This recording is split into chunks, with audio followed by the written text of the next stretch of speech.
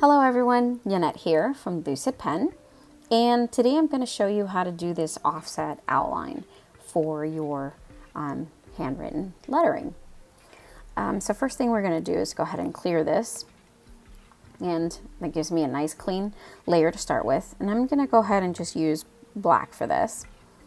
I'm also going to use a mono weight brush, which means that pressing down on it is not going to change the thickness of it, and it's just a nice rounded brush on the edges.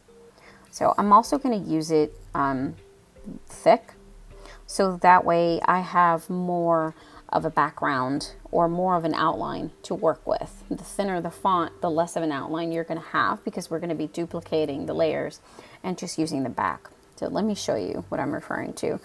I'm just going to write hello.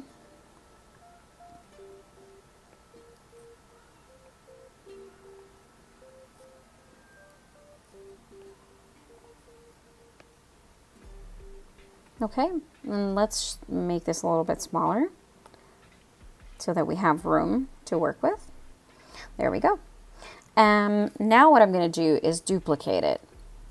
So that way the changes that I make to the top layer will not affect the other. And what I'm going to do is click on this so I get my options, and we're going to alpha lock it, which means that anything we do to this layer, it will only affect the writing that we did on here. It won't affect anything else other than the actual items that you added to this layer. So what I'm going to do is sort of a rainbow effect to this, and we're going to blur it up. But first we've got to go ahead and add our colors. So I'm just going to go to the color wheel here, and we'll start with the green. And as you can see, it's only affecting what I have written here and nothing else. It's not affecting my white background or coloring outside the lines. So we'll continue here. We'll just add some blue. And mind you, this doesn't have to be perfect because it's going to get blurred. You will not be able to tell if I made a mistake adding these colors or anything like that. Let's add some red. Okay, and we'll go some orange. And yellow. Okay, so now that I have my colors and I'm still in my layer, I'm going to go over here to the adjustments and add a blur. And that's a nice mixture between all the colors. They fade well into each other, so I'm happy with that. So now I'm going to go to my background layer, which is going to be my outline, and I'm going to select it and move it out just a little bit. Not too much, because we do have a lot to work with, but I want it to be just a little bit. And that's good. I'm happy with that. So I will unselect that. Now I'm going to go back to my colored layer. I'm going to click on it to get my options. Select. Then I'm going to go back down to the outline layer. And what I'm going to do is, from my options, I'm going to clear it.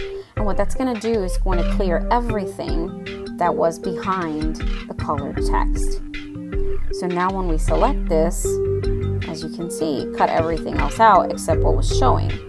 So now we're just going to move it a little bit so there's a small gap between my colored text and the back outline.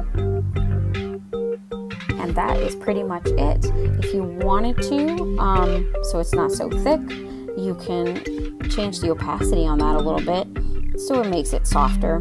It doesn't have such a hard look to it, but that's totally up to you. So I can't wait to see what you guys create with this. So please head over to Lucid Pen Creatives Facebook group and show off your work. You can find the link in the description below. I do hope you enjoyed this tutorial. Please like and subscribe. Until next time, bye.